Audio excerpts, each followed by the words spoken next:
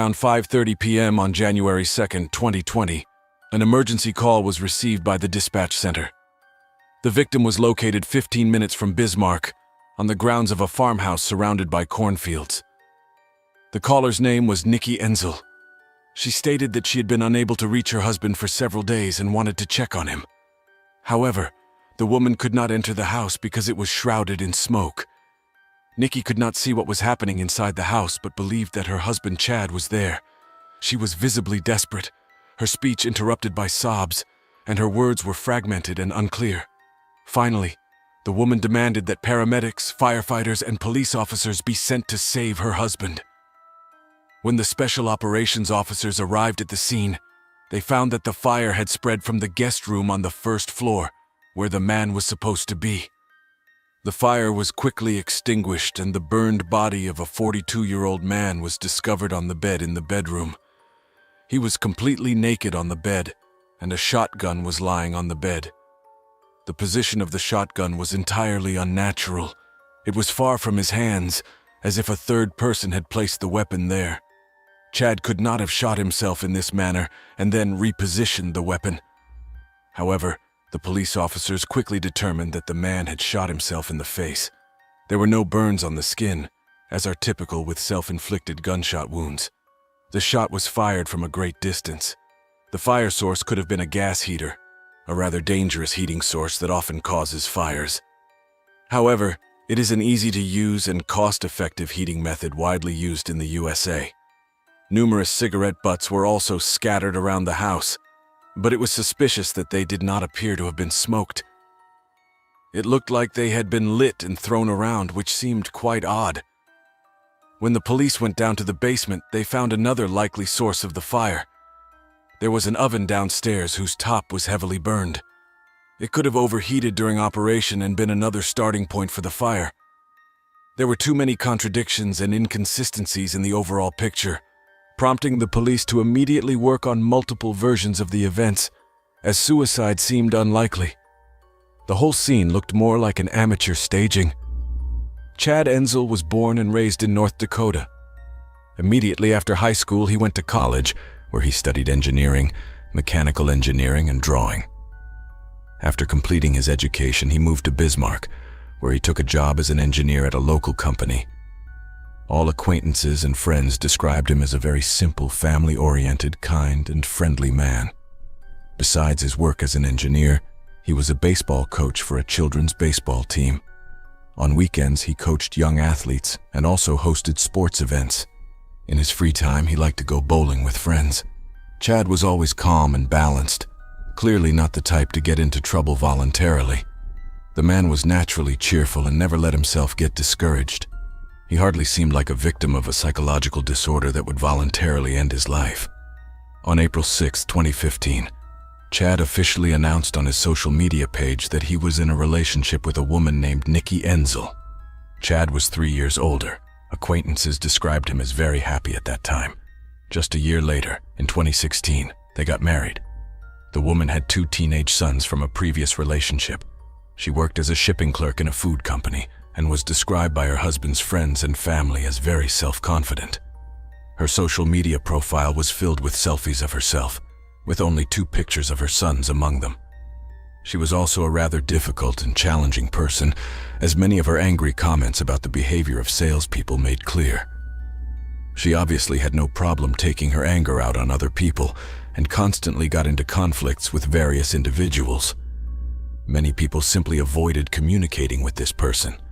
In addition to her job at the shipping company, she also had her own small business, dealing with catering events and parties, particularly baking sweets. The woman was very successful in this field, as she posted a large number of attractive works on her social media pages. From the outside, the couple seemed to have a very successful relationship. The man was an employee of a large company and held a managerial position, while Nikki worked in 2 jobs, including her own business. The couple raised 2 children, and everything went smoothly until that fateful night when the woman called emergency services. This case was strange from the beginning. If the couple really lived together and raised children, why was Nikki not at home for several days as well as her sons? This question interested the police, and they began to question the immediate neighborhood of the couple. The man's acquaintances and colleagues confirmed that they had not seen him for several days. That was strange, as the man was a department head and could not neglect his duties. Chad was very responsible, and it was untypical for him to miss work shifts. At the very least, he would have called the superiors to inform them if he could not come to work for some reason. So they were immediately concerned. It turned out that the deceased man was last seen on December 30th, 2019. He was spotted on the surveillance cameras of the local bowling club. The 42-year-old Chad was seen on the next day, but he did not show up at work. His wife Nikki called the organization and reported that the man was very sick and needed a few days to recover. January 1st was a holiday, but the man was supposed to come to work on January 2nd. However, as he failed to show up again, his colleagues decided to call him at home to make sure the chief engineer was okay. None of them were able to contact Chad. The company's employees felt compelled to call the police, asking them to check if the department head was okay. The police officers responded to the request and stood at the front door of the missing person on January 2nd, 2020, around 1:20 p.m. They knocked on the door, but no one opened it. The officers walked around for a while, looked into the windows, but found nothing suspicious. The house was quiet.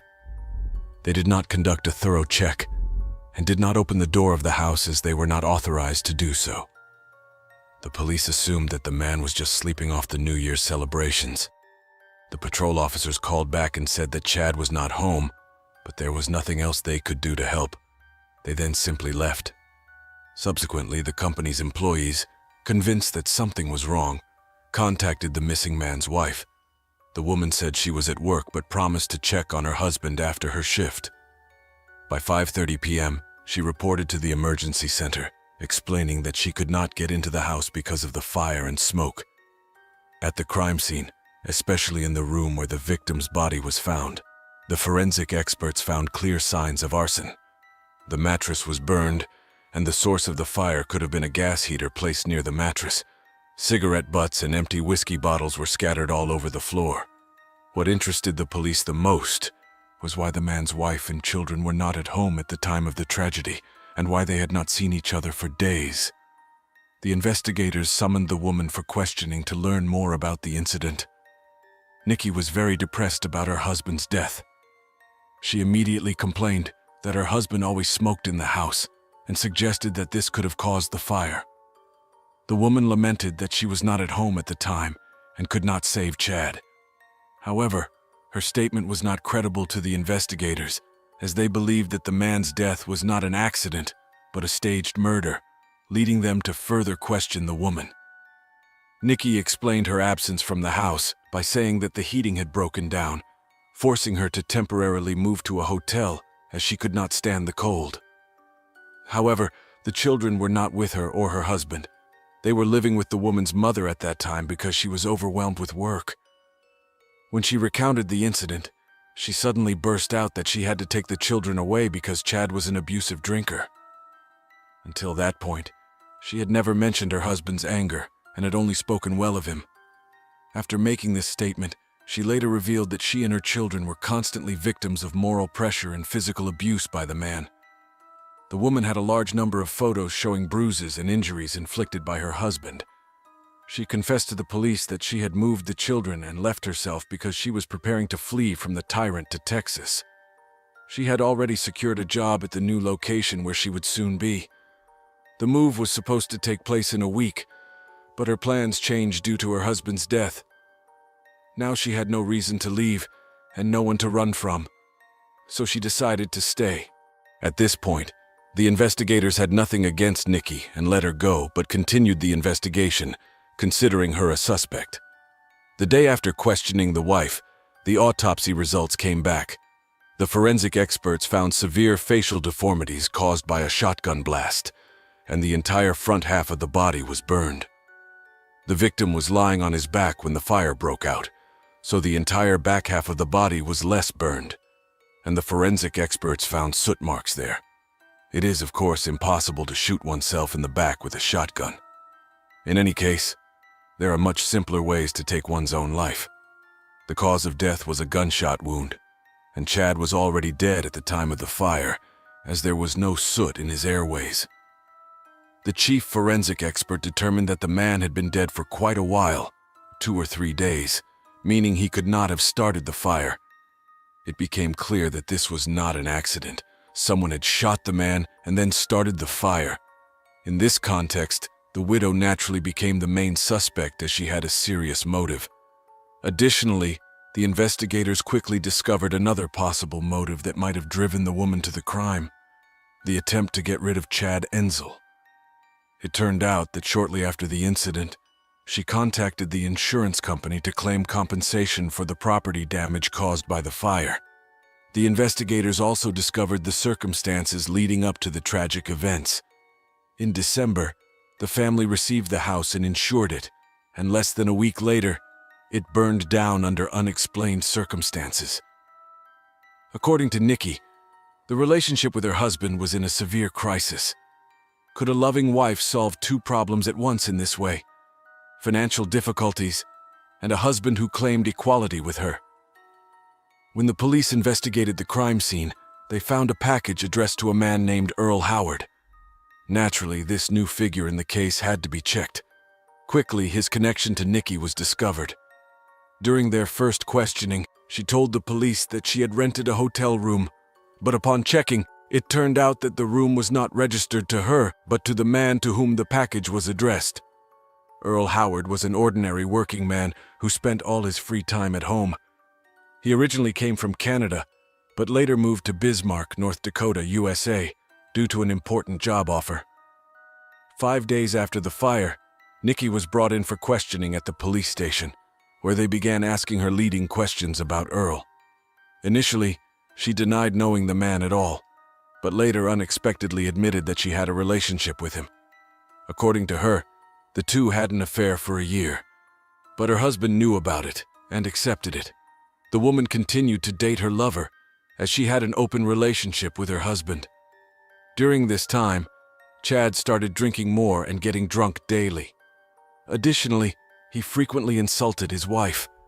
During the questioning, the woman presented herself as a victim, crying constantly, yet continuing to tell her story, sometimes so quietly that the police had to ask her to speak louder. Experienced investigators believed that she was not sincere, but only trying to play the victim by shedding tears. She did not realize that the police had decided to play good cop and bad cop with her. In the initial phase of the interrogation, it was the good cop who stood by her side. When the bad cop came into play and pressured Nikki, she immediately changed her behavior and stopped crying. It was as if the woman realized that her tears would not have any effect, so she began to speak clearly and distinctly, without crying. After the investigator asked her to tell only the truth, the main suspect finally broke down and detailed the events leading to her husband's death on the night of December 30th. On the evening of December 30th, Chad visited his favorite bowling club, bowled for a few hours, and then went home. At this time, his wife was at the hotel with her lover. She planned to return home in the evening to pack her remaining belongings before leaving. However, when Nikki appeared at her front door, her husband was heavily intoxicated, began insulting her again, and physically attacked her. She said that in such moments she would just walk away. But at this point in the story, Nikki hesitated and began speculating on unrelated topics, complaining that her husband not only drank, but also lost money gambling. The bad cop had to pressure the suspect again to get her to answer the investigator's questions further. Unexpectedly, she confessed that she had not returned home alone that evening, but with her lover Earl. Her husband was visibly unhappy about this and started yelling at her, causing the woman to leave the house. According to the woman, Nikki heard a violent altercation and a scuffle between her lover and her husband, and then a shot was fired. However, she did not even ask Earl what had happened between the two when he left the house. Instead, the woman said they simply got into a car and drove off silently. The suspect wrote down her confession and placed it on the table. At that moment, she probably realized she might forget some details of the fabricated story, so she took the paper off the table and tried to tear it up. But the investigator was quick enough to snatch the confession from her hands. This behavior aroused even more suspicion. After the interrogation, the police officers had no doubt that the woman had something to do with Chad Enzel's death. The woman left the office in handcuffs. Later, while examining the crime scene, the investigators discovered a surveillance camera in the victim's home. This was a real stroke of luck for the investigators. The camera footage was seized and reviewed, revealing a lot of interesting things. The recordings show how Earl and Nikki arrived in front of the house on December 30th at around 10 p.m., about half an hour before Chad left the bowling alley. The woman and her lover went inside and stayed in the house for about 20 minutes. Then they came out with a stack of boxes, disproving the first part of the woman's confession. It turned out that she was already at the crime scene before her husband returned from the game. The investigators suspected that she had taken out belongings she wanted to save from the planned fire, which allowed her to at least be charged with premeditated arson. However, the entire picture had to be reconstructed, since such speculations were circumstantial evidence that might not be convincing to the jury. The couple then left the house, and Chad came home at 10:30 p.m., apparently not even realizing that his wife and her lover had been in his house. Shortly before 1 a.m., the car with Nikki and Earl pulled up in front of the house again. They entered the house, and then almost all the cameras went out. The only camera that still worked was the one filming the driveway. The view was limited and did not capture everything that was happening. Later, the couple left the house and drove away. The cigarettes found in the house were indeed the same ones the man had smoked, but they were not smoked to the end but set on fire and thrown onto the furniture and the floor where a fire could have started. This was obviously staged. Another incriminating factor was that Nikki was the sole beneficiary of the $26,000 insurance sum for the house. She was arrested on January 7th on charges of conspiracy to commit murder. After her arrest, bail was set at $500,000, but the woman did not have that much money, so she remained behind bars.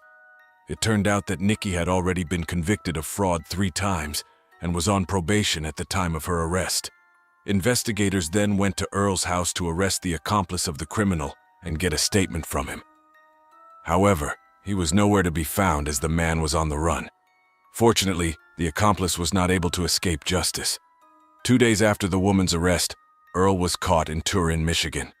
He was arrested at the border between this state and Canada, apparently trying to flee to his home country to escape U.S. jurisdiction. The man did not resist when he was arrested. After the arrest, the police were able to obtain further information from the suspect, enabling a more reliable reconstruction of the events of that fateful night. It turned out that the murderers had a much more important reason for the crime than the small insurance sum for the house.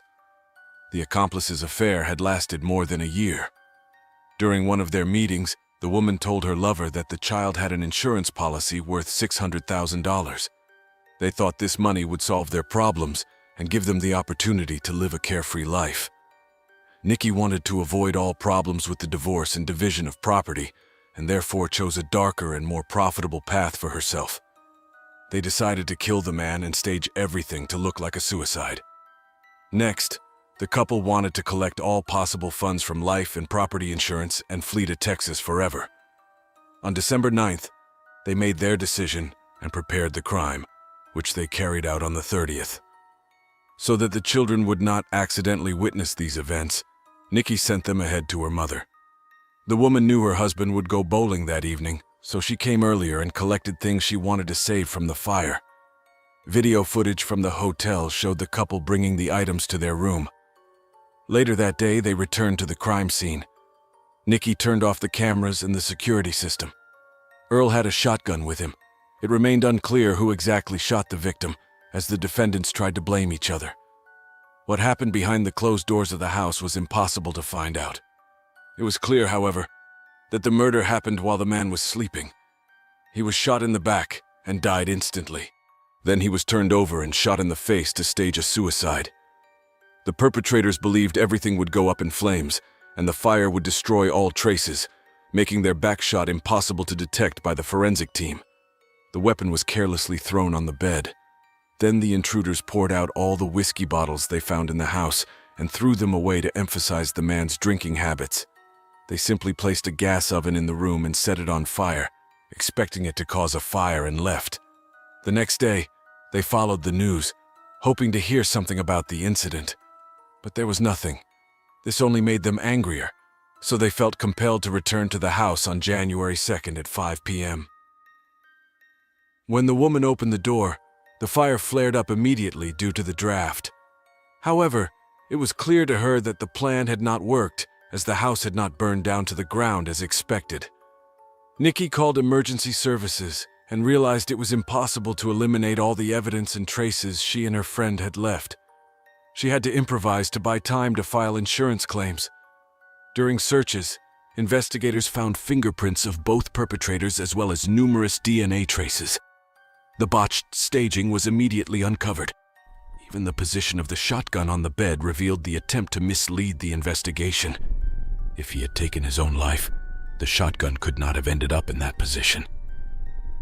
This was one of the prosecution's arguments that convinced the jury. Nikki and Earl were charged with murder. At the last minute, the man agreed to a plea deal, allowing the prosecution to learn all the details of the crime. The 43-year-old Earl Howard pleaded guilty to conspiracy to commit arson and tampering with evidence, and he was sentenced to 25 years in prison with the possibility of parole after 21 years. During the trial, the defendants tried to blame each other, but Earl was more inclined to accuse the victim's wife. He testified against her. Nikki, however, refused to plead guilty and claimed she was outside the house when the shot was fired and that Earl had shot him. She also claimed it was her lover who set the fire, threw cigarettes, and staged a suicide. Earl was supposed to testify as a witness, but that did not happen.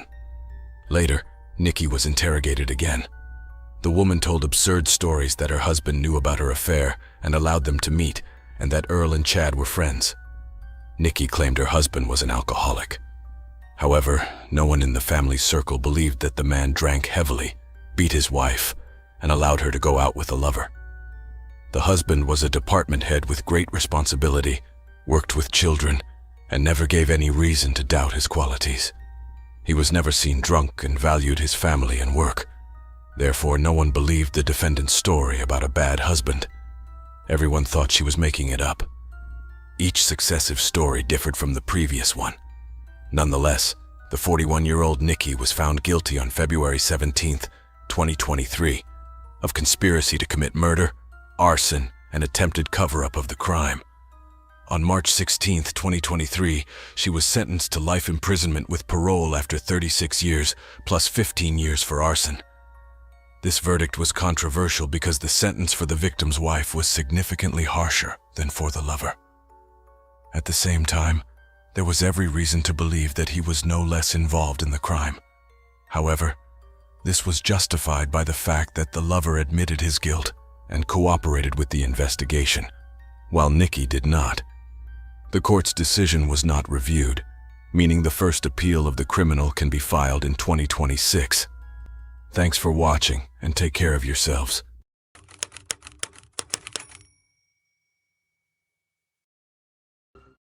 Are children really responsible for the sins of their parents? Is it true that there is a boomerang effect? And is it true that the fate of villains gives them the ironic chance to be in the shoes of their own victims? And it is also said that women look for a man who looks like their father, but what if their father is a serial killer? Tonight we will hear a completely wild story that began with the disappearance of Melissa Wolfenbarger. The last time Melissa's mother Norma telephoned her was on Thanksgiving, November 26, 1998. They talked about the upcoming Christmas, about gifts, and made plans for the weekend. Melissa wanted to visit her parents with her husband and their 2 children over the holidays. However, when Christmas came, neither daughter nor son-in-law and grandchildren showed up at the Pattons' house. Norma and Carl knew that Melissa would never miss a family celebration, and even if there was a good reason, the young woman always called her father and mother to let them know she was unable to make it. This time it was different. There was little the parents could do at that moment, because Melissa was a mature 21-year-old woman. She was married to her high school sweetheart Christopher Wolfenbarger and was raising two small children, 3-year-old Christina and 2-year-old Joey. The couple and the little ones lived in a duplex in Atlanta and wanted to visit Melissa's parents' home in La Grove, Georgia, where she had spent her childhood over the holidays. During a phone call about Christmas, Melissa asked her mother to send her a picture with her grandmother. Norma promised to buy a beautiful frame the photo, and put the gift for her daughter under the tree. Unfortunately, Melissa was never able to admire her parents' gift. It remained wrapped under the tree, and that was in 1998. For a long time, cell phones didn't exist back then, and so the Patton parents and other family members tried to contact Melissa for a long time, but there was no answer. In January, Norma and Carl could no longer bear the strange silence, got into their car, and drove to their daughter's house in Atlanta to get an answer to the questions that preoccupied them. When the parents arrived at the duplex on Brooklyn Avenue, they found it empty. The apartment was completely cleared out, as if no one had ever lived there. The worried mother turned to the neighbors and learned that her daughter's family had moved elsewhere. A neighbor had heard them loading their things between Christmas and New Year's, but the Wolfenbarger couple had left no forwarding address, no note, no warning. The whole family had simply disappeared. Norma and Carl didn't want to give up and try more to see their daughter. They located the company where they believed their son-in-law Christopher worked and drove there. It was a glass company. In the office, they learned that Christopher had indeed been fired because he was involved in an accident with one of the company's trucks. According to the company, the man had worked there from October 1998 to 1999. So the management had no idea where Christopher was now. The parents had no choice but to drive home empty-handed. In February, Norma had her birthday, and the woman hoped her daughter would call to congratulate her, but that didn't happen. At that moment, the mother realized that something terrible had happened to Melissa. She was devastated when she learned that her little daughter would never come home again. Melissa Wolfenbarger was born on September 9, 1977, and grew up in the suburbs of Atlanta, Georgia, with her older sister Tina Patton. She was always cheerful, friendly, and trusting, loved animals, and dragged home all the kittens and puppies found in the neighborhood. In the future, Melissa wanted to become a veterinarian and save four-legged pets. Together with Tina, they participated in school beauty pageants and were very close. Character traits like kindness and trustworthiness accompanied Melissa later in life. Only teenage rebellion was added.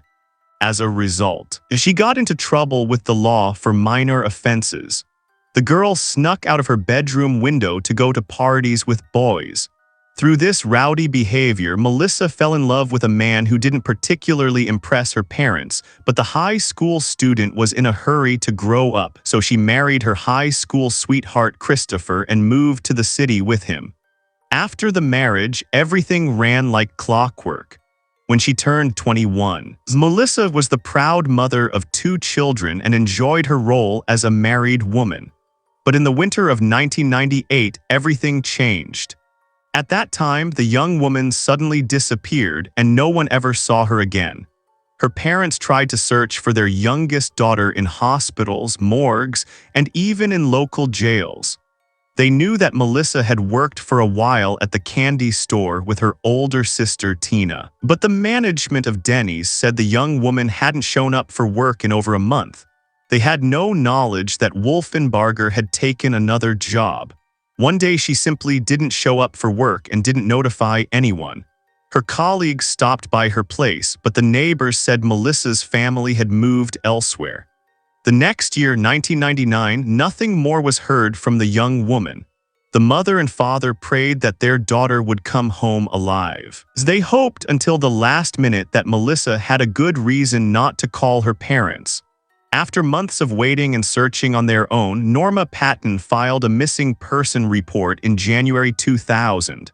When she contacted the police, Atlanta officers were able to locate Christopher Wolfenbarger, the husband of the missing Melissa. But his wife was not with him, nor were his children. Christopher revealed that Melissa had left to pursue her dream. Allegedly, she had long wanted to start a new life in California, and one day she simply disappeared.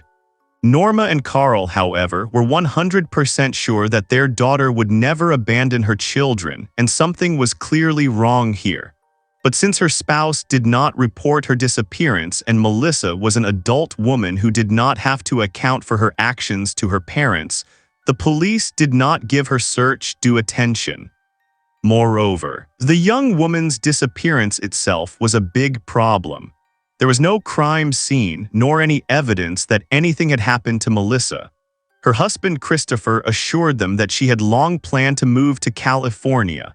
The woman worked double shifts at the pastry shop to earn more money and sometimes even rented a hotel room so as not to have to drive after a long shift. One day, Melissa didn't come home at all. At first, Christopher assumed she would come back later. But when his wife didn't show up the next day either, he realized she had decided to put her plan into action and had gone to California alone. So, according to Wolfenbarger, nothing unusual happened. Investigators tried to pressure Christopher by pointing to his criminal record, but the man explained that all that was long forgotten. He and his wife were like Bonnie and Clyde, only on a smaller scale, a bit rowdy in their youth before they married. However, as it later turned out, this was not entirely true. Melissa complained to the police about her husband, accusing him of domestic violence. She claimed Chris had repeatedly raised his hand against her. On one occasion, he had drugged her with illegal substances and then dragged her down the street by her hair. Christopher filed a counterclaim in response to Melissa's complaint. At one point, the woman packed her bags and moved in with her sister, but returned a week later to get the babies. The relationship between the two was very tense, but when the judge clarified the situation, Chris asked for permission to speak to his wife alone. After a short conversation, Melissa withdrew her statement and returned to her husband. After all, they had 2 children who were just growing up. When his wife suddenly disappeared, Christopher moved out of the duplex to his relatives and sent the children to his mother. So, Joey and Christina now lived with their grandmother, and their father visited them occasionally. Since the children were very young, they quickly forgot their mother, and they only remembered Daddy's existence when Chris came to his mother's house. Norma Patton explained that Melissa's husband never liked her. Because of him, her daughter ran away from home after barely finishing school and hastily jumped into marriage. Her older sister Tina remembered once noticing a handprint on Melissa's neck. Melissa cried and begged her not to tell anyone. Her brother had a man-to-man talk with Christopher, and that was the end of the matter. In any case, Carl and Norma Patton did not believe that their daughter could have run away without telling anyone, and even if it had actually happened, she would still have found a way to contact her parents. But time passed and Melissa's situation did not become known. The young woman, a mother of 2 small children, simply vanished into thin air. Ironically, Christopher Wolfenbarger testified in an interrogation in 2000 that he had seen Melissa on the street in front of their house in March or April 1999, although he had previously said he last saw her in December 1998. The situation of her disappearance remained unchanged. 5 years later, in 2003, Melissa's family was again in the spotlight because one of its members was locked in a prison cell. And it was not Christopher, but Carl Patton, Melissa's father. In mid-1983, Carl Patton was arrested for theft. The man served a short prison sentence and was then released on probation. After that, Patton was no longer noticed as a criminal and was never arrested again. However, it turned out that he had committed the offense back in 1977, and it was only solved more than 20 years later after his involvement was proven by a DNA test. On February 23, 2003, Carl Patton was arrested for the massacre of 31-year-old Liddy Matthew Evans, who lived with a man named Joe Crivel, Carl Patton's best friend. The woman's body was found in the river, stuffed into a sleeping bag and chained to a concrete block. Liddy had died from a gunshot to the head, and that was not the only crime Melissa's father had committed. Minutes after Carl's arrest, his wife Norma announced that she was willing to testify against her husband if she received immunity. A deal was struck between her and the prosecutor's office, and Melissa's mother testified incriminatingly against her husband. According to Norma, Carl Patton and his friend, 28-year-old Joe Quint, committed a series of crimes between 1970 and 1977. First, Carl Patton, along with a friend, shot and killed his own uncle. When the 45-year-old acquaintance learned of the massacre of White and his lover, the man persuaded his wife to help him get rid of the tattletale who could cause the family a lot of trouble, and the wife helped. According to Norma's testimony, on December 17, 1977, Carl lured his best friend Joe and his girlfriend for a visit, where he shot them with a shotgun right on the couch. The bodies were wrapped in sleeping bags weighed down and thrown into the river. After that, Norma cleaned the house, washed off the blood, and destroyed the evidence, and Carl burned the blood-stained couch in the backyard. Norma forgot to wash the blood off a boot, and a few days later, traces of blood were found in the river. Patton's wife was interrogated because she was among the suspects in the massacre after traces of blood were found in the trunk of the van. Although the blood type found in the vehicle matched Liddy Evans's, Patton was not charged due to lack of other evidence and was only forcibly released towards the end of 2002. A second DNA test revealed that Carl Patton was indeed involved in the crime, and on February 23, 2003, he was arrested in his own home. As it turned out, the father of the missing Melissa Wolfenbarger was a friend of a relative or their partner. So it was not difficult to suspect that this man was capable of taking his own daughter's life. Perhaps she had seen something or was about to report him to the police. Law enforcement authorities also suspected Carl's involvement in Melissa's disappearance. Patton, however, was not charged with the massacre of his daughter. According to Carl, he would never take the life of an innocent person, only people who could harm his family. However, many still believed that Melissa was the fifth victim of Carl Patton.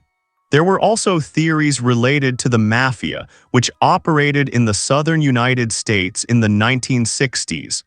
The criminal organization was known for carrying out contract killings, especially of former members. Carl Patton was said to have been a member of this mafia group and was considered a good marksman. In March 2003, Norma testified in the case of the massacre of Fred White and his lover Betty Jo that Carl and Joe killed them for selfish motives. Fred's official wife took out a life insurance policy on her husband because he was cheating on her with Betty and hired Patton, who promised to pay a considerable sum to eliminate the unfaithful spouse. After committing a crime against his own uncle, Carl regretted the act and now pleaded guilty to the charges. He was sentenced to 2 life sentences with the possibility of parole after 20 years. He was then transferred to another district where his trial for the violent deaths of Liddy Evans and Joe Crivler began. Then he pleaded guilty again and received 2 more life sentences. His wife Norma pleaded guilty to perjury and withholding evidence and received a 10-month suspended sentence and a $1,000 fine. The old case of Carl Patton was handled by Bruce Jordan. After 25 years, he had managed to track down and arrest a serial killer, and now it was the convict who asked him to find his missing daughter Melissa. Wolfenbarger considers Jordan a professional because he managed to catch the perpetrator even after a quarter of a century. The Patton family believed from the beginning that Carl could not have taken his youngest daughter's life. He loved his girls and was devastated. Norma believed that a completely different man was responsible for Melissa's disappearance. Bruce Jordan took on the Wolfenbarger case after the news of the reopening of the long-standing story was published in the newspaper. He received a tip from a morgue in Atlanta. The medical examiner reported that the morgue had been storing unidentified remains for 4 years. It turned out that as early as April 1999, the severed head of an unidentified man had been found near where Melissa's family lived. And in June 1999, authorities found human limbs in 4 trash bags in a wooded area in the same vicinity. Initially, it was assumed that the remains were related to the severed head, but since the torso was never found, all remains were classified as male. At the time of the discovery of the human body parts, Melissa Wolfenbarger had not yet been reported missing. The gruesome finds were not identified because the man's death was clearly due to a crime. The body parts were not buried but left for storage. These remains were found near the local glass company where Christopher Wolfenbarger once worked. Norma Patton heard about the find in the news. At the time, it was reported that the deceased was most likely a white male. The woman had been upset for years that it was not her daughter, and only now, after all these years, did she learn that the remains belonged to Melissa. When the convicted felon Carl Patton learned that his daughter was probably dead, he couldn't bear it and cried. What shocked the man most was the fact that her body had been found a long time ago, but to identify her, the dead woman's father would have to be arrested. But the worst thing was that a DNA test was not carried out immediately. When Melissa's mother informed the police about her daughter's disappearance in early 2000, the woman's body remained unidentified until 2003, when the DNA from the body was compared to Carl Patton's. This also meant that some important evidence had probably been lost over time. The autopsy revealed that Melissa's neck had been severed with a saw, and there was practically no hair left on the skull because it had been filled with bleach. For this reason, the remains were initially identified as male. It is not known whether these actions were carried out after the woman's death or if she was tortured while alive. The head and limbs, including arms, legs, and feet, were packed in trash bags and disposed of. The burial site was not chosen randomly, as there was always heavy traffic there, and it was impossible to trace the vehicle that transported the bodies. The exact cause of death could also not be determined because the torso was missing and never found. When Christopher Wolfenbarger learned of the discovery of his missing wife's remains, he was in no hurry to collect them. Norma Patton, Melissa's mother, believed that Chris was responsible for her death. The woman never liked the man and did not want her daughter to marry him. To make matters worse, the body parts were scattered in close proximity to Chris's workplace. The police called Wolfenbarger for a second interrogation. During the questioning, Christopher stated that he had always cooperated with the investigation and had even provided a lot of information years ago. He had nothing to hide and absolutely no reason to take Melissa's life, according to the man. They had no insurance policies, they had no assets. Besides, he would never have aroused suspicion and disposed of the body near his workplace. Christopher also admitted to reporters that he truly believed his wife had changed her name and left in search of a better life. Deep down, he hoped she would come back sooner or later, at least for the children's sake. That's why he didn't report her disappearance to the police. Melissa's loss was felt most strongly by her older sister Tina. For a long time, she could not come to terms with the fact that the case was not solved. Tina even dreamed that Melissa was reaching out to her, calling for help. Carl Patton, who found himself in prison and could not say goodbye to his daughter, changed a lot. After finding justice for Melissa, the man finally realized what it was like to lose loved ones. His daughter's death showed him what other families had gone through and that no one deserves such a thing. The most shocking aspect of the case was that the serial killer spent most of his time in prison fighting for justice for his youngest daughter. But before he did that, he confessed to his 5th crime.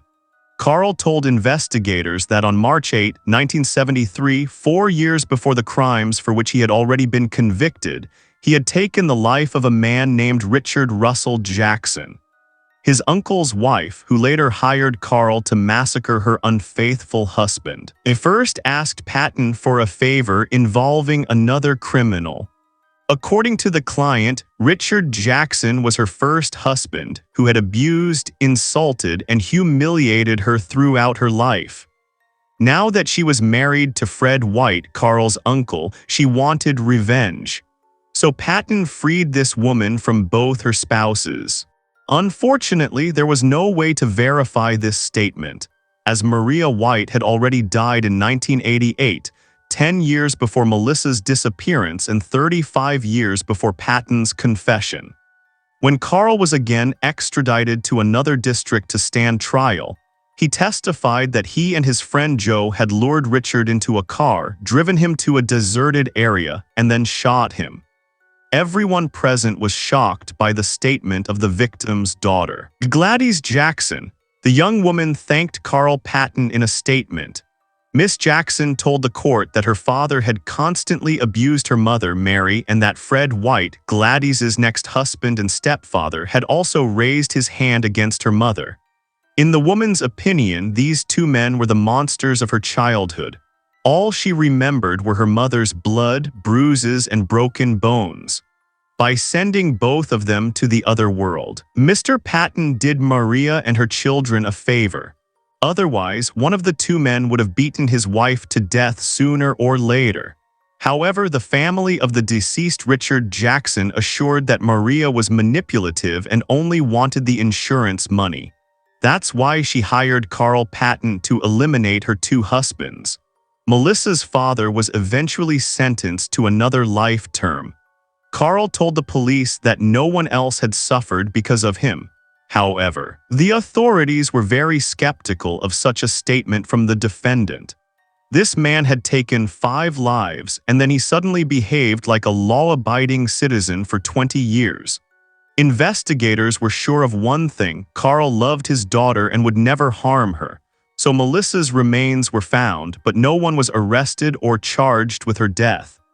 In 2017, Norma Patton asked the cold case investigator to help her investigate her daughter's case. Cheryl McCollum, founder and director of the Cold Case Research Institute, often hosts a popular show that delves into unsolved cases. She is also the host of the Zone 7 podcast. Cheryl remembers exactly the moment she first saw Norma Patton. It was at a formal dinner in honor of an event she was hosting. While McCollum was on stage, she noticed a woman entering the room wearing clothes more suited to the beach than a formal dinner. When the event was over, the stranger approached the host and said, "My daughter's head was chopped off and I need your help." That was Norma Patton.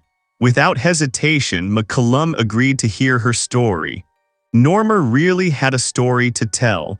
Armed with folders full of information, she was ready to talk. A woman tired of seeking justice for her daughter bluntly pointed out to the host of the Zone 7 podcast that her husband was in prison for the massacre of 5 people, and she herself had received a suspended sentence for helping him dispose of the bodies. But now it was no longer about her, but about her missing daughter. McCollum said she needed to speak with Carl Patton to create a complete victimology. But in the meantime, she herself had contacted search specialists who, with their dogs, were to research the wooded area where the black garbage bags containing Melissa's remains had been found. Cheryl had hoped to find the torso or at least clues that would help get to the bottom of the matter. Unfortunately, it was in vain. Miss Patton persuaded McCollum to continue and talk to anyone who agreed, because you never know who will end up being the right person to help. So Cheryl continued to investigate Melissa's case. The investigator had a long correspondence with the father of the missing young woman. In the correspondence, Carl Patton expressed his opinion about the man responsible for his daughter's death. One man was clearly named as a suspect: Melissa's husband and Carl's son-in-law, Christopher Wolfenbarger. Patton had no other candidates. Melissa's father mentioned that he would not only take Chris's life for his own grandchildren. If he were ever released from prison, he would not miss the chance to get to know him better and share their fate. The man remembered the first time he held Melissa in his arms and felt his heart beat in her. She was a happy, pretty young girl who did well in school and had a bright future ahead of her. But everything changed when she met Christopher Wolfenbarger. This man had a negative influence on her. Her daughter began to climb out the window at night just to meet him. Chris taught her to steal. The young people tried to steal Carl's car twice to flee to California. When Melissa became pregnant and gave birth to a daughter, her husband did everything to keep her and her granddaughter Christina away from her grandparents. The only time they could meet was when Chris was at work. Melissa said she would get into big trouble if her husband found out about her parents' visit. Despite the constant bruises on her arms and neck that Chris left on her body, she was in love with him and wouldn't listen to anyone. Her mother and father tried to reason with her, but she believed everything would be fine. When his daughter didn't show up for Christmas and her parents couldn't find her, Carl knew in his heart and sensed that Chris had done something to Melissa. But the father couldn't prove it. What angered him most was that his grandchildren didn't even know that their mother hadn't left them and gone in search of a better life, but had died. Carl tried in every way possible to support the investigation. His kind attitude towards his daughter and his sincere desire to find the person responsible for Melissa's death removed the last suspicion from him. Although after 5 confessions of massacres, the police had considered the idea that Patton had a hand in his daughter's disappearance. Carl insisted that forensic scientists re-examine the garbage bags in which the remains were found for DNA traces. When the perpetrator tied the knots, he might have left a seemingly inconspicuous clue because there is no such thing as a perfect crime. However, investigators could find no evidence of Christopher's involvement in his wife's disappearance. At the end of the letter, Patton thanked the host for taking on his daughter's case. Carl also mentioned that he had to lose Melissa and feel the pain to truly understand the harm he had done to people who lost loved ones due to his criminal actions. The Zone 7 host then interviewed the children of Liddy Evans because the public thought that Melissa might have been killed by relatives of Carl's victims. Perhaps someone wanted to take revenge on him this way. But the thing is, Melissa's father's crime only came to light years after her disappearance. Liddy Evans's children agreed to talk about their mother on the podcast and help Melissa. They believe that the mother of 2 also deserved justice, even though she herself was the daughter of a criminal who took the life of his own relative. Podcast host Cheryl read them one of Carl's letters in which he wrote that he prayed for their forgiveness. Medical examiner Joseph Morgan spoke about the autopsy and the perpetrator's profile. In his opinion, the act had personal motives. He also suggested that the dismemberment did not take place in the duplex where the Wolfenbarger couple lived. It could have happened at the glass company where Christopher previously worked, as the remains were found in the dumpster behind the building and suitable tools were available there. However, no blood or DNA traces were found at the production site, so investigators could never find the crime scene and find out where Melissa's body was dismembered. Cheryl spoke with Norma and Melissa's sister Tina, communicated with Carl via letters, consulted with specialists, and brought in experts. They familiarized themselves with the files and reviewed the independent investigation, but this work took a very long time. All involved leaned towards the same version of the crime and all suspected the same person, Christopher Wolfenbarger. Cheryl said she would risk her reputation, but she would achieve a conviction for the death of a young woman, a mother of 2. Melissa's case was one of the first to be told on the Zone 7 podcast, which launched in February 2023, and in April of the following year, 2024, a knowledgeable listener came forward and shared important information. This person reported witnessing the Wolfenbarger couple's behavior at a party. Cheryl McCollum immediately passed this information on to the lead investigators. After more than 2 decades of unanswered questions, the case dramatically gained momentum, and in the following months, Melissa's husband was arrested in early August with lightning speed on suspicion of murder. The Clayton County officer leading the investigation into Melissa's case wanted to personally contact her father to inform him of his son-in-law's arrest. Back in 2003, the officer had personally told the inmate on the phone that his daughter's body had been identified only because of Carl's persistence. The policeman who had been investigating the case for years didn't want the father to find out from anyone else, but unfortunately, the inmate was only allowed to make calls on Thursdays. Consequently, the police officer drove to the prison to personally tell Carl Patton about the arrest. Like a grieving father, Carl Patton was devastated and jumping for joy because he had been right about his son-in-law. And on August 7, the Atlanta police held a press conference where they answered some questions that interested many people and informed the public about the arrest of Christopher Wolfenbarger, a man who had been among the suspects in this case from the beginning. Investigators re-interviewed witnesses, pursued further leads, and tried new techniques to gather all the facts. They established sufficient suspicion for an arrest and were finally able to take the suspect into custody.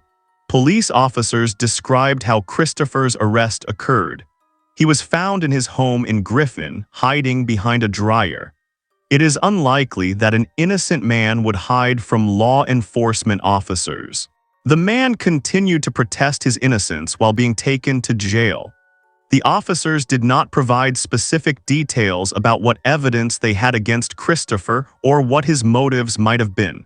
Although he was arrested, a trial was still pending, so the secrecy of the investigation was maintained. The mother and older sister of the deceased Melissa were also present at the press conference. Norma said she no longer needed to watch the news because the perpetrator had been caught. All in all, her daughter had been found, and he was now behind bars. The elderly woman said a prayer that Christopher would stay there forever. Now they had one last hurdle to overcome to achieve Wolfenbarger's conviction. For 25 years, this family had waited for justice for Melissa. They never stopped believing that the investigation would one day end and their faith was rewarded. Norma Patton saw true evil in Christopher's eyes. She even compared her son-in-law's gaze to a picture of Charlie Manson. Unfortunately, the parents were unable to protect their daughter from this man. But the story of Melissa Wolfenbarger can serve as an example of the consequences domestic violence can have on families. Many members of the public have no sympathy and believe that the suffering that befell the Patton family is merely a punishment from above for their sins.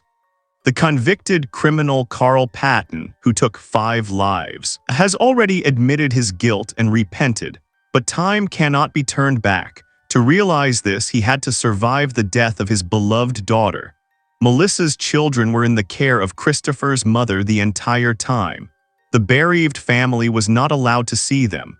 Norma, Carl, and Tina hoped that as adults, the children would finally learn how much their mother loved them and that she only stayed with Chris for their sake. Christopher's and Melissa's now adult daughter, Christina, said that she was very angry with her father in her late teens. Every time the conversation turned to her mother, the man either told her a completely different story or kept quiet.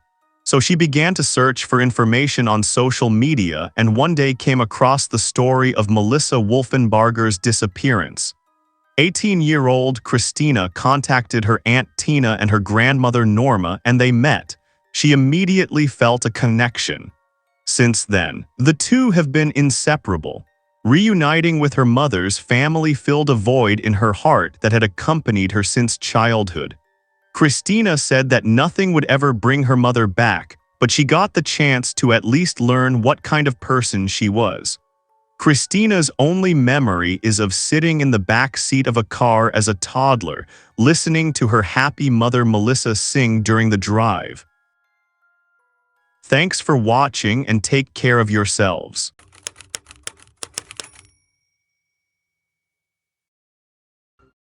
In the year 2024, an elderly man from northern England was admitted to the hospital with an unusual and life-threatening condition. He was suffering from a flesh-eating infection, but the cause of the illness remained a mystery. One thing was clear: it was not a coincidence. In the following months, investigators began to unravel the case, which would soon be described as the most sophisticated murder plot in English history. On January 22, 2024, 71-year-old Patrick O'Hara went to the emergency room of the Royal Victoria Hospital in his hometown of Newcastle upon Tyne. He complained of severe pain in his upper arm, particularly at the injection site where he had received the COVID-19 booster shot a few hours earlier. The medical staff initially assumed that his condition had been caused by a botched injection. He was prescribed antibiotics and pain medication and sent home with advice to monitor the condition of his arm. However, it only got worse. A few hours later, his hand was covered in blisters and had severe discoloration. The next day, Patrick returned to the hospital. The doctors were puzzled by the rapid deterioration of his condition. Blood tests were performed, but they yielded no conclusive results. Over time, it became clear that Patrick was suffering from necrotizing fasciitis, an infection that destroys tissue. The focus of the lesion was in the area of the injection site. The suspected vaccine was most likely not a vaccine at all but a toxin injected into his body, which caused the devastating effects. To slow the spread of the infection and save Patrick's life, the infected tissue was surgically removed. In the meantime, specialists tried to determine what substance had caused his condition. If the doctors knew what kind of poison they were dealing with, they could develop a more effective treatment plan. Finally, Dr. Emmett, an expert in this field, suggested that iodomethane, a highly toxic substance, could have been the cause. Contact with this substance leads to burns and blisters similar to those observed on Patrick. Previously, no case was known in which iodomethane had been injected into humans, which makes its use particularly dangerous. The substance is practically undetectable in the body. On January 22, the day Patrick felt unwell, a nurse came to his home around 10 a.m. The nurse, Rush Patel, was supposed to conduct an examination and was sent to the house where Patrick lived with his partner, Jenny. The man, who spoke with an Asian accent and in broken English, seemed somewhat awkward but still gave the impression of a competent professional. The visit lasted about 40 minutes. During this time, he also took blood and urine samples from Patrick. Jenny, Patrick's partner of 20 years, came downstairs during the nurse's visit to ask questions about her health. She asked for her blood pressure to be measured, and Rush Patel agreed. Then he began preparations for the COVID-19 booster shot. Patrick pointed out that he had already received a booster shot less than 3 months ago, but the nurse insisted that another one was necessary. When Rush Patel administered the medication, Patrick felt a sharp and intense pain, cried out, and flinched. Rush reassured him, saying that this was a normal reaction and the pain would soon subside. After the injection, however, the nurse abruptly stood up, quickly packed his instruments, and left the house, which Patrick found suspicious. In the hospital where Patrick was admitted to the intensive care unit, the doctors noticed one of several letters he and Jenny had recently received. With the letter in hand, they informed the couple that there was no local nursing team and they had not hired a nurse named Rush Patel. The letter was a forgery and the healthcare worker was an imposter. The forgery was cleverly done. The logo was pasted in the top corner and there were hyperlinks. The letter was written in medical language and contained personal notes on data protection, which are commonly found in informal emails. The next letter, sent at the beginning of the month, followed the same pattern. It contained a QR code that led to a short health questionnaire. The letter also offered a date and time for a home visit, January 22, between 9 a.m. and 1 p.m. The day before, Patrick had received an SMS from an unknown number. It was a reminder of his visit, supposedly from Pytel healthcare provider. Patrick only suspected something was wrong when Rush became nervous after giving him the injection. One statement in particular was alarming. It was a statement from his partner, Jenny. As Rush left the house, Jenny came back down the stairs and said in passing to Mr. Pytel, "You are as tall as my son." Upon hearing this, Patrick jumped up and ran after him, but it was too late. The Northumbrian police began to trace the nurse's path from Patrick's apartment in Newcastle city centre. Surveillance cameras in the city center showed the man driving to a hotel in a car with fake license plates and checking into a room. The man checked into the hotel under a false name. 2 hours after his arrival, he left the room again. This time, he was wearing a long coat and a flat cap. He had blue disposable gloves on his hands and a medical mask over his face. He left the room, walked through the hotel lobby, and exited the building. It was less than a 10-minute walk from the hotel to Patrick and Jenny's house on St. Thomas Street. License plates on UK roads correspond to both the make and model of the vehicle to which they are assigned. The nurse's license plates were easily recognizable as fake. They matched the make of the vehicle but not the model. Nevertheless, investigators were able to trace the vehicle's path that morning to the hotel and back to its starting point. The trail led them to the small town of Ingleby Barwick, south of Newcastle in Stockton, where the car departed from the house of Dr. Thomas Kwan, Jenny Young's son. Jenny had several sons from her first marriage, but it was her eldest son, 53-year-old Thomas Kwan, to whom she noted a resemblance to the mysterious nurse. Thomas was born in Hong Kong but moved to the United Kingdom 39 years ago when he was 13 years old. His parents sent him to an English boarding school. Thomas subsequently studied medicine at Newcastle University. He became a general practitioner and partner at the Happy House Clinic in Sunderland, a city about a half-hour drive from his mother's home. Thomas's relationship with his mother was strained, apparently due to his parents' divorce 27 years prior. Many of Tom's problems with his mother seemed to be financial. He believed that Jenny had withdrawn $1 million from his parents' joint account before their separation and then forced her husband into a divorce. Years later, when his father died, Thomas found another reason for his discontent. In the will, he was allocated a smaller share of the inheritance than his younger brother. Thomas later wrote to his mother, stating that he believed she had acted unjustly, accused her of stealing from his father, and asked her to correct it. He demanded an explanation for the changes in the will and accused Jenny of betrayal. Patrick, trying to calm the situation, asked Thomas to leave the house, but Thomas pushed him and continued his emotional monologue. Jenny called the police and Thomas was forced to leave the house before they arrived. This incident left a deep mark on the relationship between mother and son. Since then, Thomas has had little contact with Jenny and is no longer allowed to visit her. When the police investigated the incident with the fake nurse, Thomas Kwan's name emerged during the analysis of the route.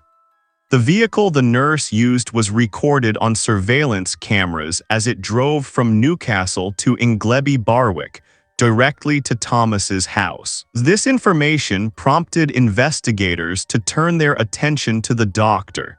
It seemed strange to them that the vehicle involved in the crime had been sighted directly in front of his house. The police requested data on Thomas Kwan and discovered his strained relationship with his mother. It soon also became known that there was a conflict related to the will, which could have been the motive. Investigators found out that Thomas had purchased chemicals, including toxic reagents that could have been used to produce the substance that caused Patrick's illness. These purchases, made over the internet, became a crucial part of the case. With the court's permission, the police searched Thomas's apartment. In his garage, packages of chemicals and laboratory-like equipment were found. They also found a range of medical supplies, syringes, shoes, and protective masks. On Thomas's computer, the police found search terms related to toxic substances and their use. Among the documents was also a file with forged National Health Service forms that matched those Patrick and Jenny had received. Further investigations revealed that Thomas had planned the crime long before its execution. He used his medical knowledge and access to resources to create a convincing fake nursing record. He knew how to talk, how to look, and what documents to present. His hasty departure after the injection and other mistakes, however, raised doubts. The police arrested Thomas Kwan on February 15, 2024. Upon his arrest, he denied guilt, claiming he had nothing to do with Patrick's poisoning. The evidence against him, however, became increasingly clear. Thomas was charged with attempted murder, and the parties began to prepare for trial. Thomas used his medical reputation and knowledge to create an appearance of professionalism. He manipulated the entire system so that no one suspected a problem until it was too late. During the search of his apartment, the police found not only chemicals and instructions, but also a complete kit for producing poison. This included, among other things, measuring devices, protective suits, and laboratory containers. This confirmed the investigators' suspicion that Thomas had been preparing his act for a long time, collecting materials and studying their properties. On Thomas's mobile phone, numerous internet queries about poisons and their use were found. He searched for information on how ricin can be used to kill slowly and painfully. His search queries included terms like ricinization, duration of the poison's effect, and effects of cyanide on the human body. This demonstrates his intention to think everything through as thoroughly as possible and avoid mistakes. However, Thomas made some errors that helped investigators uncover his plan. By using a fake license plate on his car, he tried, among other things, to conceal his identity. But the police quickly determined that the license plate did not match the car model. Furthermore, his disguise as a nurse was not perfect. Jenny's remark that he resembled her son was the first signal of suspicion.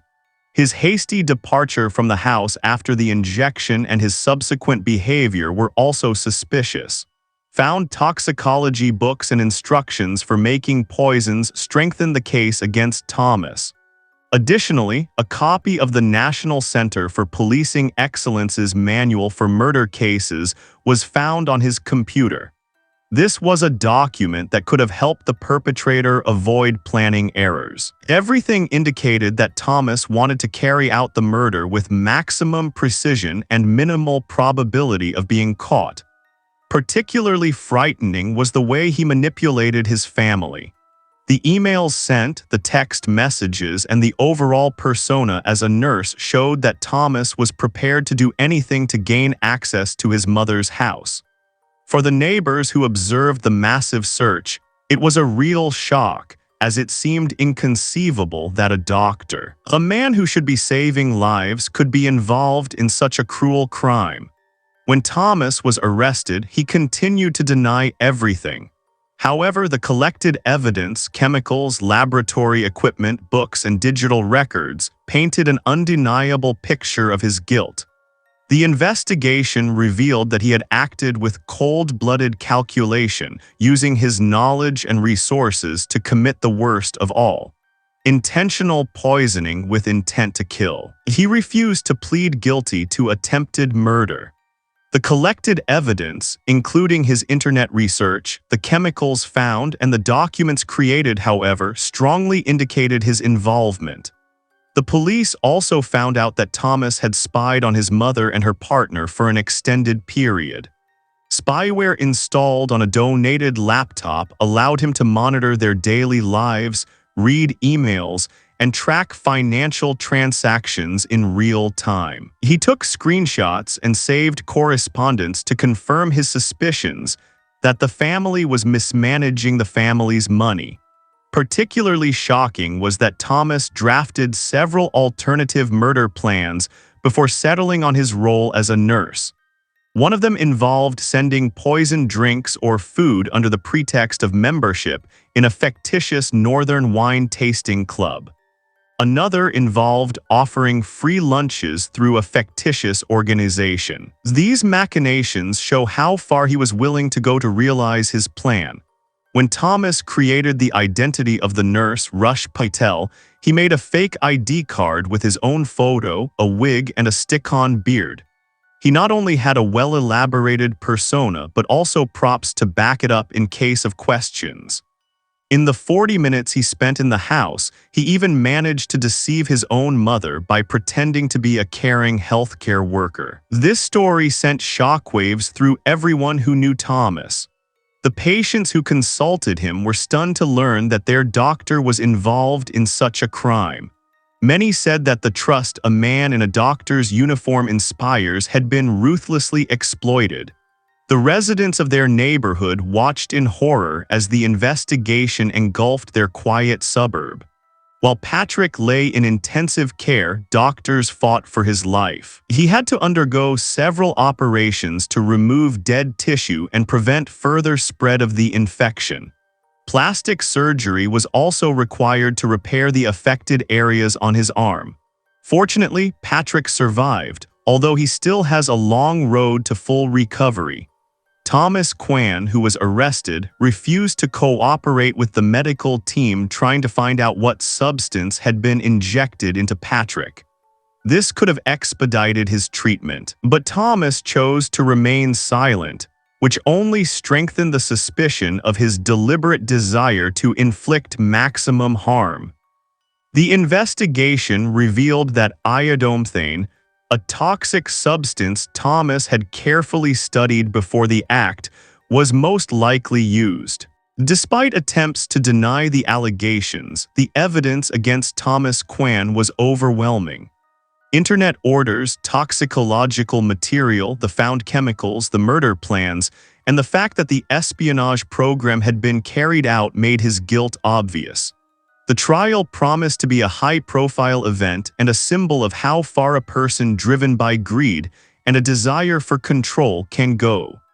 Thomas Kwan argued in court that his actions were not aimed at murder. He stated he had only intended to cause minor pain or discomfort. However, his trial began in October 2024 before the Newcastle Crown Court, where this claim was quickly refuted by the collected evidence.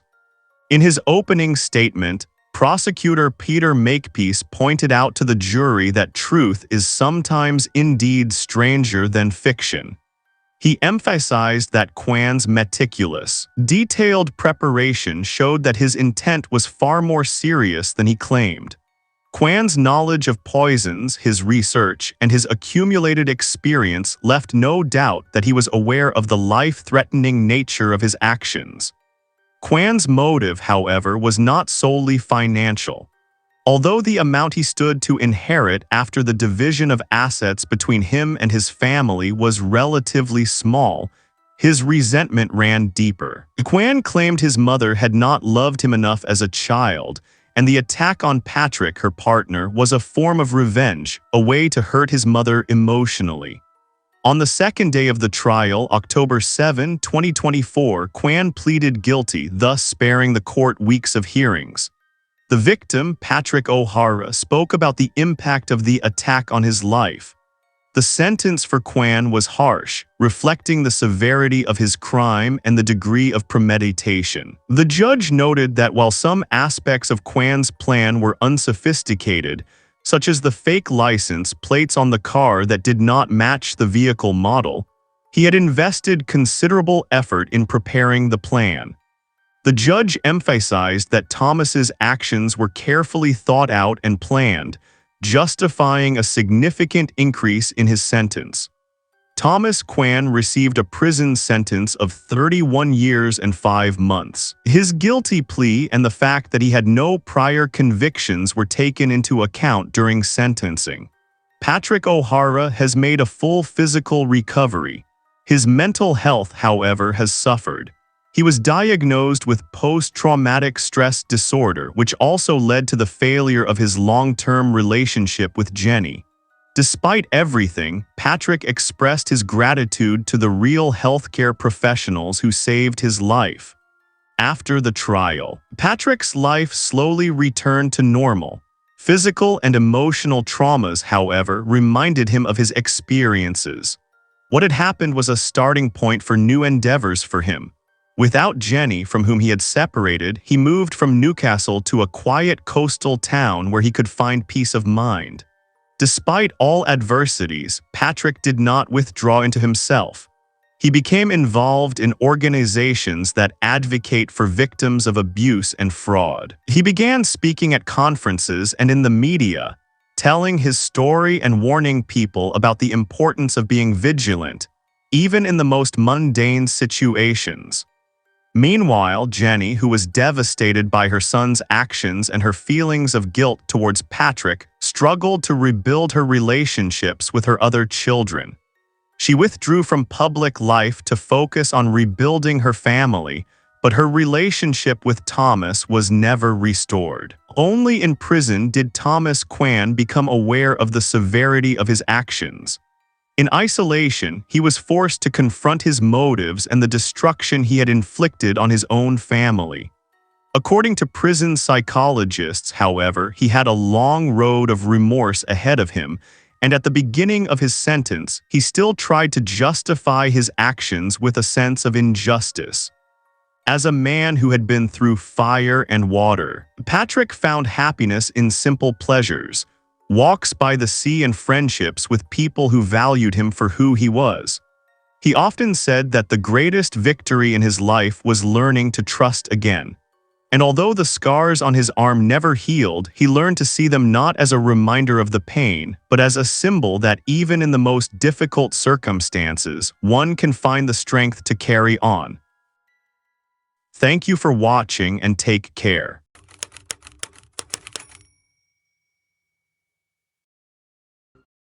Fairies, dwarves, witches, and fiends, there are many of them in the fairy tales of the brothers Grimm, but it turns out that some monsters also exist in normal life.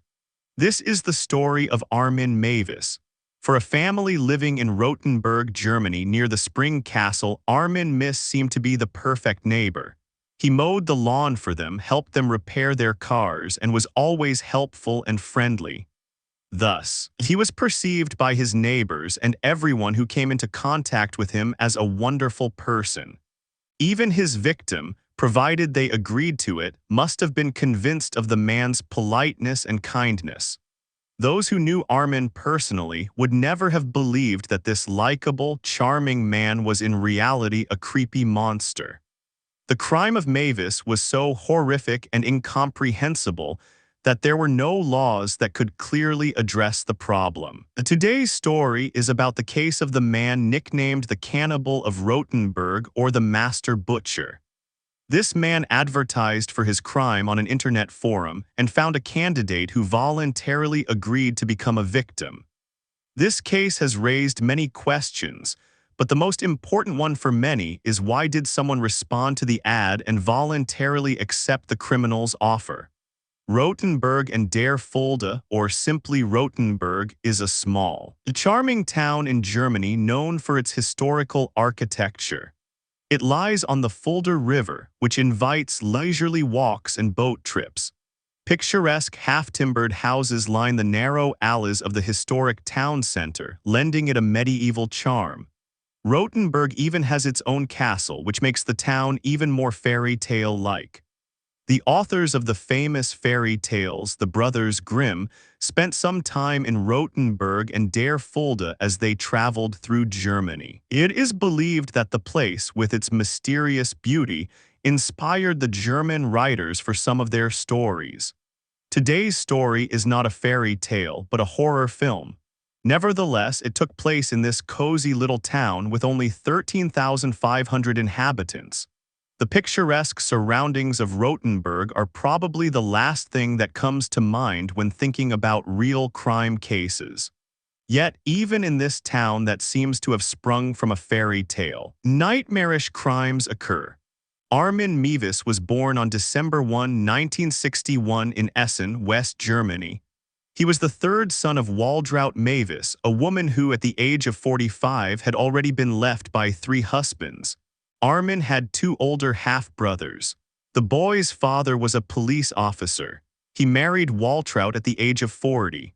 Somehow, Armin's father had saved enough money and bought a huge villa in Rothenburg, which offered too much space for a family of 5.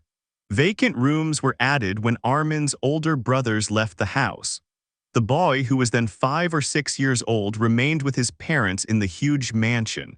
Although Armin was still a child, his father and mother had no time for him. Waltraud showed her son no affection and love, constantly scolded and reprimanded the boy. She was more interested in her husband, whom she suspected of all mortal sins. She was an arrogant, jealous woman, constantly accusing her husband of insidious adultery. As soon as he was just a few minutes late from work, Waltraud would start to go crazy. The boy constantly witnessed arguments and fights between his parents, and one day it happened. The man, tired of the daily accusations and scandals, simply left one day, leaving Armin with his mother in the large house. He gave no warnings, no explanations. He got up and left the house, and they never saw him again. His son's fate apparently did not interest him either. In all the following years, the man never even tried to meet the child and find out how he was living. All the outbursts of the shrewish Waltraud fell on her youngest son. Armin felt no intimacy with his mother. She only ever screamed at him and humiliated him. The boy was more like a servant in the house than a child. Just as the woman controlled and tried to control her husband's life after he left her, she also began to control her son. The mother accompanied the boy everywhere, not only as a child but also as a teenager. She even made attempts to go along on Armin's dates with other women. Of course, nobody wanted to date a young man accompanied by his mother. His father left the family when he was 7 years old. The boy was left with his tyrannical mother. To somehow cope with the loss of his father and the childhood traumas, Armin immersed himself in a fantasy world. He invented imaginary friends and brothers to have someone to talk to. One of these imaginary figures was his brother Frankie. Incidentally, he later adopted this pseudonym for himself to communicate on the internet. In general, it is strange for many young children to fantasize about non-existent people, especially if they had no peers around them in reality. Armin's attraction, however, was of a much more sinister nature. Fascinated by the fantasy world, the child delved into a book his mother had read to him as a child. It was the fairy tale Hänsel and Gretel by the brothers Grimm. In it, a witch had captured 2 children, the boy Hänsel and his sister Gretel, and tried to eat them. The story fascinated Armin so much that his thoughts revolved only around the question of what it would be like to eat a living person. Armin wished that his friends would never leave him. To be connected with his imaginary friends, they had to become a part of him, and for that they had to be eaten. That was the child's reasoning. But his fantasies grew worse with each year of his life. The unbearable desire to taste human flesh became stronger and stronger. As a child, Armin made dolls for grilling and molded human limbs out of marzipan, then put them in buns and ate them. This was the strange atmosphere in which the boy's childhood unfolded. During puberty, his imaginary brothers became objects of his intimate attraction. His desire to become one with them overshadowed all other fantasies, and it was not about the opposite sex but about men. At this point, he realized that his orientation was not traditional. When Mavis was 19 years old, he joined the West German Army and served in the armed forces for 12 years. However, since the military unit was not far from home, he continued to live with his mother, who constantly interfered and controlled his life. Initially, the woman even accompanied her son to his army deployment sites. During this time, Armin occasionally had contact with women, but no acquaintance with the opposite sex developed into anything serious. His friends and colleagues had long suspected that Mies had an unconventional orientation, so he had to invent a story about a fiancé from another city. He told it to his buddies to appear like everyone else. His military career did not go well, and the constant oppressive lies led to Mies starting to solve his problems with alcohol. Due to constant alcohol consumption, Armin caused an accident twice with a service vehicle, as he often sat behind the wheel drunk, and eventually he was discharged from the army. At the age of 32, practically unemployed and busy caring for his sick mother, Mies decided to change careers. He learned the profession of a computer repairman and took a job at a bank. At that time, computers appeared in almost all households. Neighbors and friends often asked him for help, so Armin was not without work and earned good money. He spent the rest of his time on the internet. In the 1990s, when the internet, or the World Wide Web as it was called, began to spread, users had access to forums and chat platforms where like-minded people could communicate and discuss their interests with other like-minded individuals. One could find an online forum on any topic that interested them, including, of course, the consumption of human flesh. There were several chat rooms dedicated to this topic, including the OGA CAF. And since the internet was still in its infancy, hardly anyone thought of monitoring or controlling forums or other online activities. So those interested in this topic could freely navigate such websites and share their thoughts, ideas, and fantasies with other users. Websites dedicated to extreme fetishes appeared in large numbers, as many people, hiding behind computer monitors for the first time, could openly discuss their perverse inclinations. Maves was thrilled to find like-minded people. His new online discoveries confirmed to him that his feelings were not unique to him. The world was full of people who wanted to eat their own kind. Suddenly, what had been the private fantasies of one man began to look like something real. In 1999, Armin's mother died after a long illness. He was very sad about her death and even converted one of the rooms in the villa into a shrine to honor the memory of the person closest to him. After his mother's death, Maves lived a reclusive life in the third-room house. Only some time later did he feel free. His newfound freedom consisted of visiting a brothel called Blau Lagune, and then he delved even deeper into the World Wide Web, spending most of his time in forums where the consumption of human flesh was discussed. Armin was an active visitor in these communities. He often discussed various recipes for preparing meat with other users.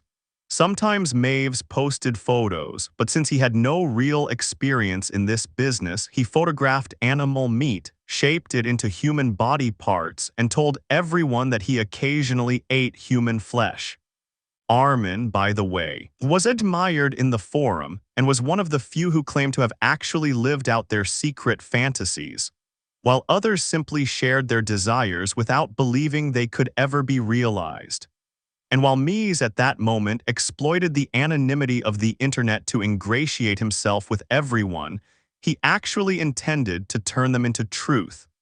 Free from the watchful eyes of his mother, the man converted one of the bedrooms of the estate into a slaughter room. He had chosen a windowless room, soundproofed it, and hung special meat hooks from the ceiling. Now it was a matter of finding the person Armin later wanted to prepare for dinner. Under the name of his imaginary brother Frankie, as Mav called himself in the forums, he placed an ad with an unusual request, looking for a volunteer willing to be eaten. In fact, such ads were not uncommon on websites for human flesh lovers. There is such a term, voreurphilia. This is a form of fetishism in which a person derives pleasure from the idea of being eaten by another person, usually whole or eating them. It is often practiced online in role-playing games. Voreurphilia is not cannibalism, as it does not go beyond fantasy or the goal of the victim's death, but people who suffer from such an anxiety experience physical satisfaction. Armin was looking for a well-built man between 18 and 25 years old whom he wanted to cut into pieces and then eat. The man's main goal was that he didn't just want a victim, he wanted a good-looking young man who would be attractive and willing to be eaten. Surprisingly, Mevis received dozens of responses to his ads.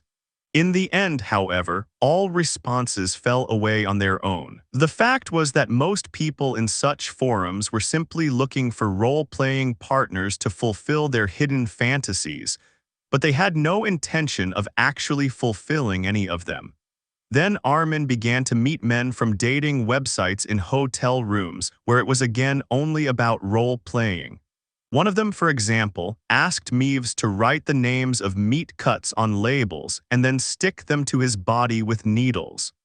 In one case, Armin's sick fantasies almost became reality. One of the men wrote back to the ad saying he dreamed of being eaten. They arranged to meet at Mai's villa. During the meeting, the homeowner explained to the willing victim in detail what he planned to do with him. Fortunately, the guest was unable to go through with it. Apparently, it was not immediately clear to him that it is impossible to be eaten and still be alive. He told Armin that he was not feeling well, so he changed his mind about becoming his dinner. Miss respected his partner's decision.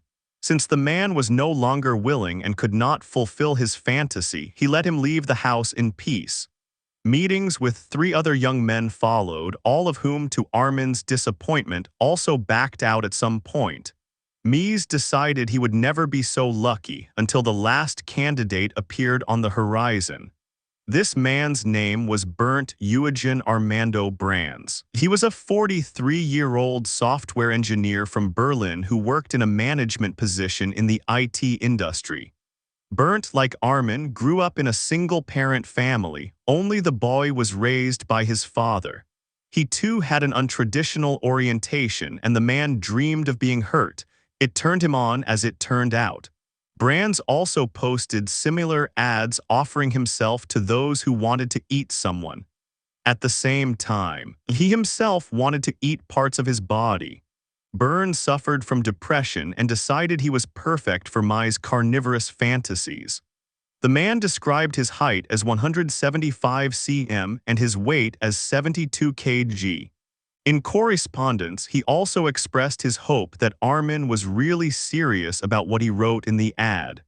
The man was, after all, the fulfillment of a dream Mies had had since childhood. When he was abandoned by almost everyone in his life due to the arrogant, controlling behavior of his mother, who didn't really care about her son's inner turmoil. Armin had invented a hobby for himself and now stood on the threshold of his dream. In February 2001, Bernd responded to Mavis' ad, although he was in a relationship with another man. They corresponded for about a month, discussing the best cooking methods. Salmon admitted that he would be doing this for the first time. Brands, on the other hand, expressed his desires for body parts. Some he wanted to cut in half and eat with his partner, and he offered to make an ashtray out of his own skull or put it in his room as decoration. The men also discussed how they wanted to dispose of the remains. They decided to burn and bury them so that no one would ever find out what happened to Bernd. The two arranged to meet on March 9, 2001. The day before, they playfully exchanged messages, one writing that he would bring himself for dinner, the other replying that he would try to work up an appetite by then. So on March 9, Brands drove to Maves. The men went straight to the living room where Armin could admire his dinner to his heart's content. They chatted, smoked, and drank coffee, discussing the upcoming feast. Then they retired to the bedroom to get closer. Everything seemed to be going well. But at some point, Bernd decided he couldn't go through with his plans and asked him to drive him back to the train station. Mies was not used to everyone who wanted to be eaten changing their minds at the last moment, so he politely agreed and drove his guest to the train. The evening promised to end in the usual loneliness. But suddenly, just a few minutes before the train's departure, Brands offered to try again. He said if he took a large dose of sleeping pills, some alcohol, and cold medicine, the combination might numb the pain and he could go through with it. That was the deal. When the men returned to the villa, they made a video in which Brands gave his consent for the continuation and his own death at the hands of Mavis. After the preparations and lovemaking, Armin accompanied his guest to his soundproof room. Their plan was put into action and recorded with a video camera. In the windowless room, Bernd asked Armin to bite off his genitals, but that was easier said than done. After several unsuccessful attempts, the villa owner had to resort to a kitchen knife. Armed with a cleaver, Mavis went into action. Brands screamed in unbearable pain. Blood flowed from the open wound, but after a minute the man was calm. Bernd stated that he no longer felt pain. He was conscious and now wanted to taste his own flesh. The men tried to eat the genitals raw, but they were not easy to chew, so Armin tried to cook them. He fried them in a pan with salt, pepper, garlic, and wine. But since he was cooking and checking on his partner at the same time, the exotic dish burned and became a hard lump. The disappointed owner of the villa chopped what was left into pieces and fed it to the dog. Bleeding, Bernd asked Armin to take a bath so he could relax and die in peace. Mies fulfilled his guest's last wish and retired to his room to read a book. But the reading did not go well. First, the master of the house went to Brandy's every 15 minutes to check his consciousness. Then, instead of a book, he was absorbed in dreams of an impending dinner. After about 3 hours, Armin went back to Bernd to check on him and found that he was still alive, although unconscious. Mies said a prayer, kissed his victim on the lips, and to relieve him of his misery, he cut his partner's throat before hanging him on hooks and beginning to dismember the flesh as described on the internet. He even tried to grind the bones to use them as flour. The video camera recorded the gruesome events the whole time. This whole gruesome series of events was recorded on a 4-hour video. The meat, hidden at the very bottom of the freezer chest, was stacked on other food. The first meal was the fulfillment of his 30-year dream, and he wanted to make the occasion special. He took out his mother's best cutlery, lit candles, and accompanied the meal with a good red wine. The man sat in his luxurious dining room and enjoyed his dinner, which he had prepared from his lover's body. He ate a piece of steak from the back. The first bite caused mixed feelings. The meat tasted like pork but was heartier, according to Armin. Other people would hardly notice the difference if they ate it. Over the next 10 months, Mies cooked and ate Brand's body parts, eventually consuming 20 kg of his flesh. Mies acquired a taste for it and wanted to continue. He claimed that besides the taste, it also gave him an intimate satisfaction he had not been able to achieve before. But now he wanted more. Armin returned to the forums to find other interested parties. He enjoyed bragging on the Meat Lovers site about how he had achieved what he wanted and hoped to find another victim soon. He did not hesitate to post pictures from that terrible day to brag and prove to everyone that he was telling the truth. The hunt for fresh delicacies became a fall into the abyss for Mies. In July 2001, an Australian college student who had read Armin's story in his personal online correspondence and seen the pictures became very alarmed and contacted the police. The young man told investigators everything he knew about the man. Investigators monitored Maif's online activities for 17 months before he was finally arrested. In December 2002, a search warrant was issued for the house, and the police came to the villa hoping to find material evidence. Armin did not refuse and immediately confessed everything, handing over a video recording to the officer. Initially, he denied that the meat in his freezer was human flesh, but under pressure, he told the truth. It was Burns' uneaten remains. The police were shocked by the incident, but they were even more shocked when they turned on the videotape of the scene.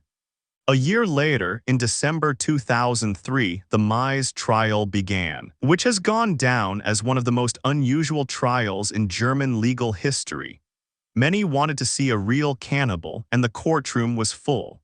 The video recording that Armin and Brands had made on that unfortunate day suddenly became a stumbling block for both sides.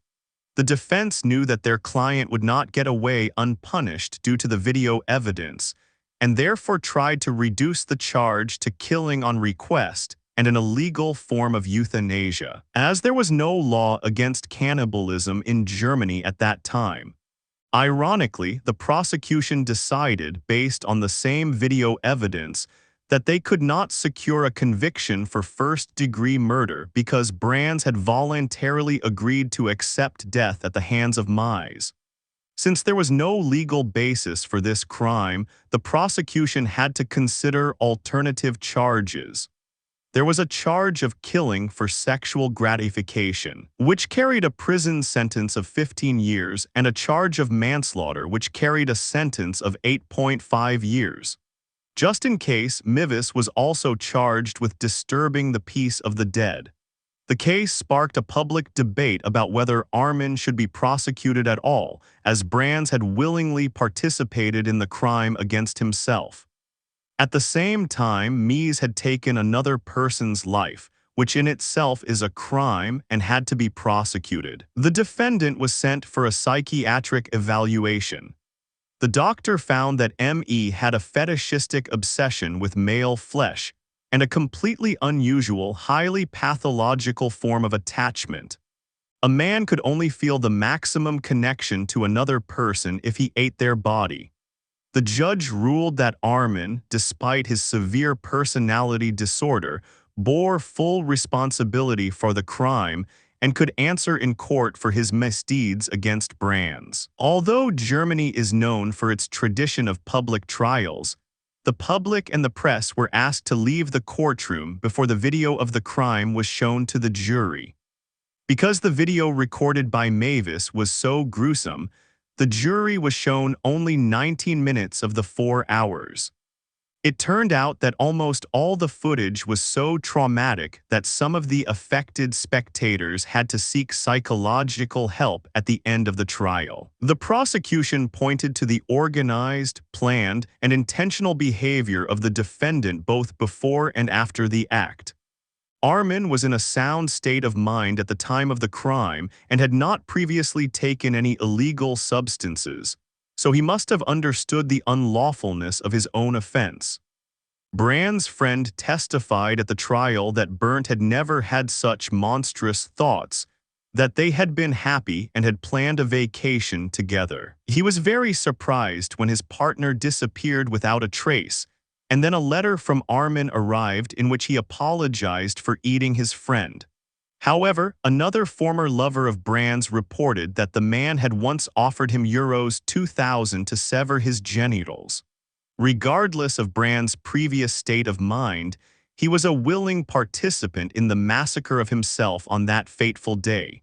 This was clear from the video recordings. The defense argued that their client was not a danger to society because the victim had consented to euthanasia.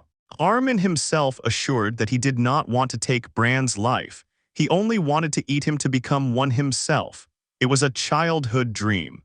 On January 30, the court concluded that Mize had no evil motives for Brand's death, although he was undoubtedly responsible for his death. Armin was found guilty of manslaughter and sentenced to 8.5 years in prison. The defendant and the defense did not agree with this verdict, which led to a retrial. The focus was on the fact that Brands had psychological problems and had also taken a large dose of sleeping pills, alcohol, and a whole vial of cold medicine. Armin exploited his condition for his own gratification. In May 2006, Mivis was convicted again, this time for killing and disturbing the peace of the dead. In 2008, he was sentenced to life imprisonment. While serving his sentence, the man worked in the prison library and laundry and attended church. Armin is said to have become a vegetarian and to lead the local branch of the Green Party. In May 2020, Mize was allowed short supervised walks through the city, wearing sunglasses and a hat to hide his identity. The case shocked the world and raised important questions about personal freedom. The story of Armin Mavis was widely publicized and inspired several songs and films. For example, a song by the German band Rammstein was inspired by the case. The rock musician Marilyn Manson named his album Eat Me, Drink Me in honor of Maves. Manson stated in the article that he could not understand the relationship between the two, but found the story itself very appealing in a romantic sense. Some of the films based on Mayo's case are Your Heart in My Brain, Cannibal of Rotenburg, and the television series The Computerman. Armin expressed regret for his actions. He added that he wanted to write a book about his life to deter those who want to follow in his footsteps. The man was sure that such perverse fantasies, if left untreated, would sooner or later escalate and lead to a sad end, as happened to him. The mansion where Maves lived burned down in April 2023. Presumably the fire was caused by arson. The online cannibal community still exists on other platforms. Police estimate that at the time of the crime, there were several thousand lovers of human flesh in Germany alone, but most of them thought it was just their fiction that would never be translated into reality. The now 63-year-old Mavis is described as a model prisoner who is still friendly, sociable, and polite. It is still debated whether Armin deserved such a harsh sentence, as both men were adults. Thank you for watching and take care.